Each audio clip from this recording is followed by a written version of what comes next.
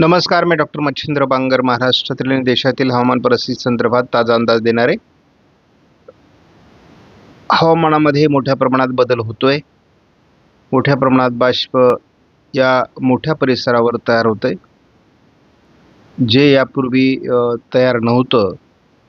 आणि या मोठ्या बाष्पाचा परिणाम मान्सूनला पुढे सरकण्यात देखील होईल आणि मान्सून पुन्हा एकदा भारतामध्ये सक्रिय होण्याची शक्यता आहे.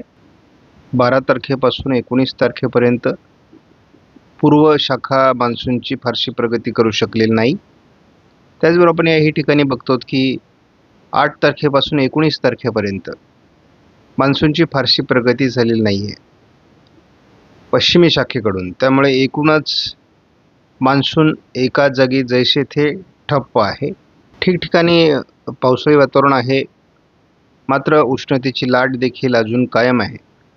आणि महाराष्ट्राच्या कोकण किनारपट्टीसहित मध्य महाराष्ट्र, पश्चिम महाराष्ट्र, मध्य महाराष्ट्र आणि उत्तर महाराष्ट्रात देखील, विदर्भात देखील उष्णतेची लाट कायम आहे. बिहार, उत्तर प्रदेशमध्ये, तेलंगणामध्ये उष्णतेची लाट कायम आहे. 21 तारखेला देखील उष्णतेची लाट बऱ्याच राज्यांमध्ये कायम आहे. महाराष्ट्रातील उष्णतेची लाट मात्र 21 तारखेला म्हणजे उद्या कमी होण्याची शक्यता आहे. आणि स्थानिक पावसाळी वातावरण देखील तयार होण्याची शक्यता आहे. त्या संदर्भातला येलो अलर्ट देण्यात आलेला आहे.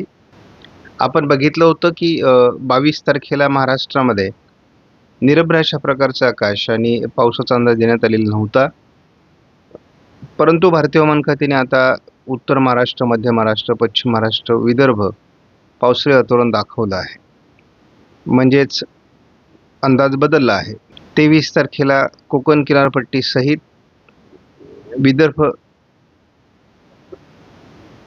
मध्य महाराष्ट्र, पश्चिम महाराष्ट्र, उत्तर महाराष्ट्रात पावसाची शक्यता, त्या संदर्भातला येलो अलर्ट देण्यात आला आहे.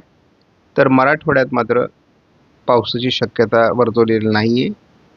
दक्षिणेकडील आणि मध्य भारतातील बहुतांश राज्यांमध्ये, पूर्व भारतातील बहुतांश राज्यांमध्ये पावसाची शक्यता आहे. 24 तारखेला मात्र पावसाचं प्रमाण कमी दाखवण्यात आलेलं आहे. महाराष्ट्रात मात्र कोकण आणि मध्य महाराष्ट्र वगैरे तेलंगणामध्ये पावसाची शक्यता व्यक्त करण्यात आलेली आहे. 25 तारखेला भारतात पावसाचं प्रमाण बऱ्याच अंशाने कमी होईल असा अंदाज आहे.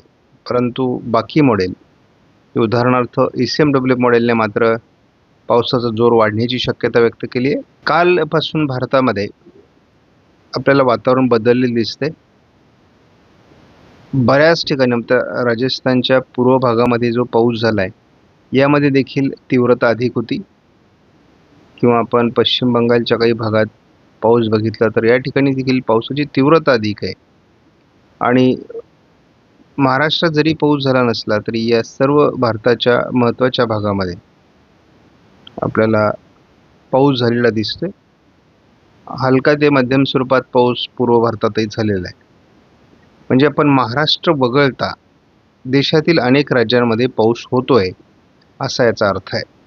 आपण एकूणच JFS मॉडेलनुसार वाऱ्यांची स्थिती जर बघितली तर उत्तर भारतातून, खास करून या भागातून जे वारे भारतावर येत आहेत, त्या वाऱ्यांच्या कोरडेपणामुळे मान्सून पुढे सरकण्यात मर्यादा होती.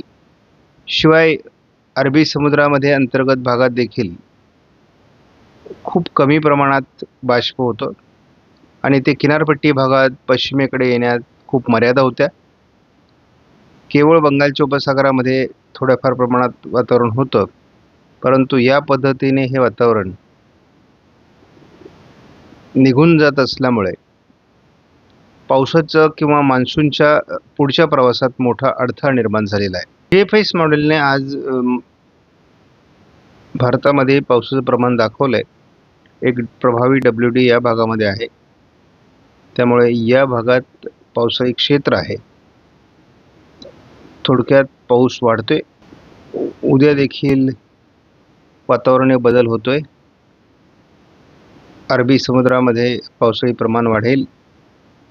या भागामध्ये पावसाचं प्रमाण वाढेल. उत्तर भारतामध्ये WD असल्यामुळे त्याच्याशी याची लिंक जोडली जाईल.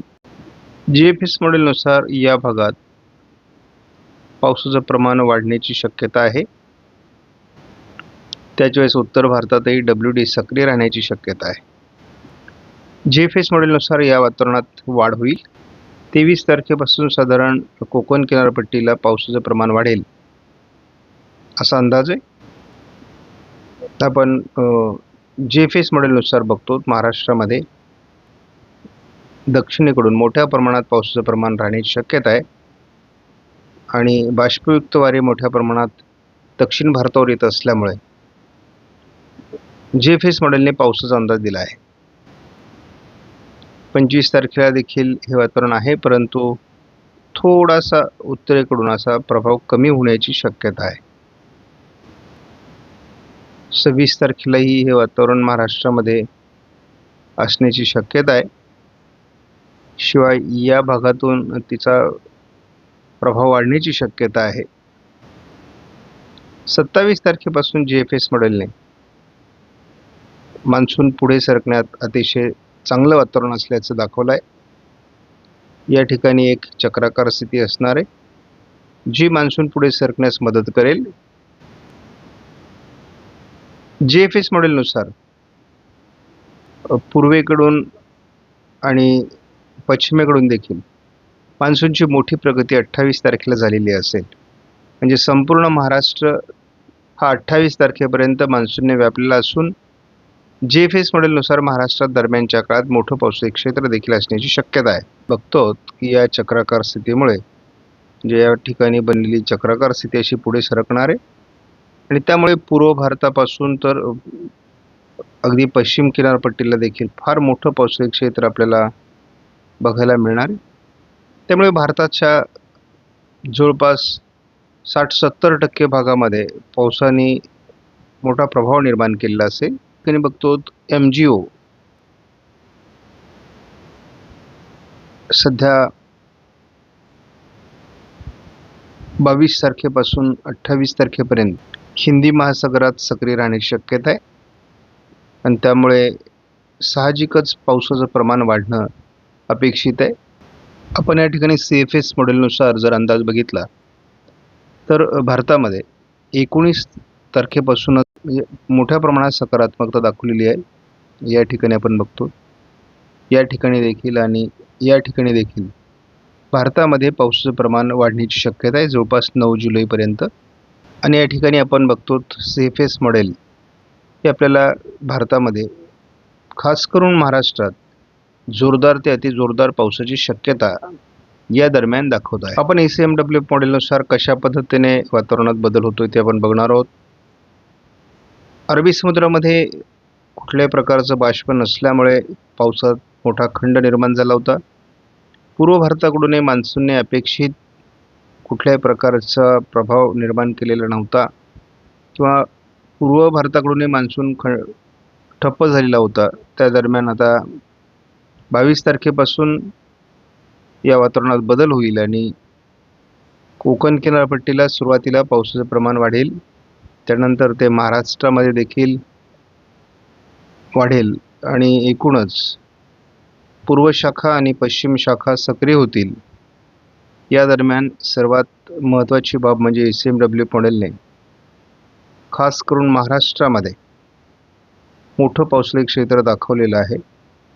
यामध्ये तेलंगणा, आंध्र प्रदेश, ओरिसा आणि महाराष्ट्राचा बहुतांश भाग कोकण किनारपट्टीसहित समाविष्ट असून जवळपास भारताच्या अनेक राज्यांमध्ये 4 जुलैपर्यंत मान्सून पोहोचलेला असेल. कारण साधारणपणे आपल्याला माहिती आहे की मान्सून हा 5 जुलैपर्यंत भारताच्या बऱ्याच भागात पोहोचतो. त्या पद्धतीने आता पुढच्या दिवसामध्ये म्हणजे 22 तारखेपासून मान्सून भारतात अतिशय गतिमान पद्धतीने पोहोचण्याची शक्यता आहे. आज 20 तारखेला कोकण किनारपट्टी घाटमाथ्यावर ढगाळ परिस्थिती वाढण्यास सुरुवात होईल. 21 तारखेला पावसास अनुकूल परिस्थिती महाराष्ट्रात आणि खास करून घाटमाथ्यावर कोकणामध्ये अनुकूल परिस्थिती निर्माण होईल. 22 तारखेपासून मॉडेलने म्हणजे ACMW मॉडेलने कोकण किनारपट्टीत जोरदार पावसाला सुरुवात होईल आणि महाराष्ट्राच्या अंतर्गत भागातही पावसाची शक्यता व्यक्त केली आहे. यापूर्वी उत्तर महाराष्ट्राकडे प्रमाण कमी होतं, परंतु आता हे प्रमाण संपूर्ण महाराष्ट्रात वाढण्याची शक्यता आहे. थोडं पश्चिम विदर्भामध्ये ते प्रमाण काहीसं कमी दिसते. 23 तारखेला या प्रमाणात मोठा प्रमाणात वाढ होईल असा अंदाज आहे. सर्वदूर महाराष्ट्रामध्ये आपल्याला पाऊस दिसतोय.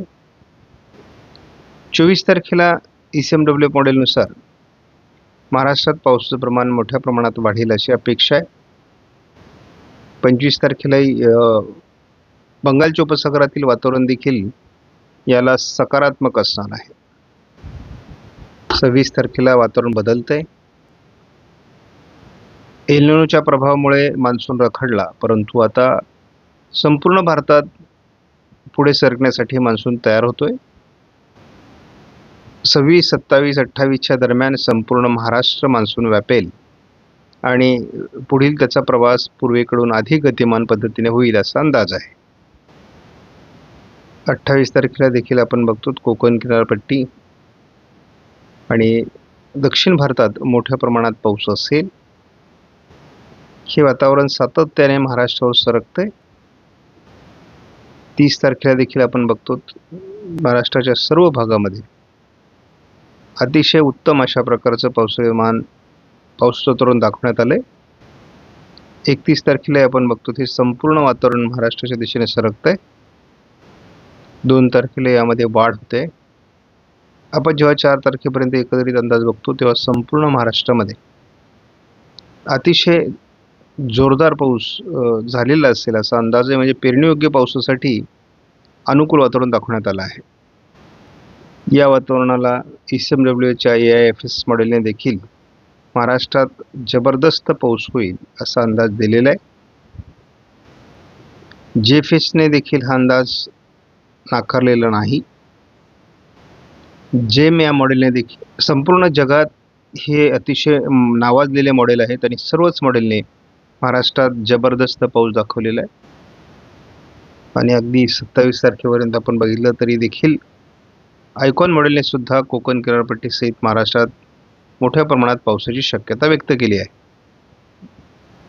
त्यामुळे आपण कुठलंही मॉडेल बघितलं तर आपल्याला या ठिकाणी पाऊस होणार हे निश्चित आहे. आपण या मॉडेलमध्ये देखील जेव्हा एकत्रित 4 जुलैपर्यंतचा अंदाज बघतो तेव्हा सर्वदूर महाराष्ट्रामध्ये पावसाची शक्यता आहे. मोठ्या प्रमाणात पाऊस होईल असं दाखवण्यात आलेलं आहे. कोकण किनारपट्टीला मुसळधार पाऊस या 15 दिवसामध्ये होणार आहे. विदर्भामध्ये होणार आहे. मराठवाड्यात होणार आहे. केवळ पर्जन्यछायेच्या प्रदेशात थोडाफार त्याची घट राहू शकते, परंतु गरजेपुरता पाऊस याही ठिकाणी होऊन जाईल असा अंदाज आहे. आता आपण झटपट पावसाची सुरुवात आणि प्रत्येक दिवशी पावसात काय बदल होतोय ते बघणार आहोत. आजपासून घाटमाथ्यावर बऱ्याच प्रमाणात पावसाचं ॲक्टिव्हिटीज होऊ शकतात असा मॉडेलचा अंदाज आहे. मराठवाड्यात सुद्धा ॲक्टिव्हिटीज उशिरापर्यंत असू शकतात हा प्राथमिक अंदाज आहे. उद्यापासून मात्र 21 तारखेला विदर्भ, मराठवाडा, संपूर्ण कोकण या विभागामध्ये पावसाला सुरुवात होणं अपेक्षित आहे. थोडी रात्रपाळी देखील पाऊस करू शकतो काही भागामध्ये आणि 22 तारखेला सकाळपासूनच वातावरणात मोठे बदल आपल्याला दिसून येतील.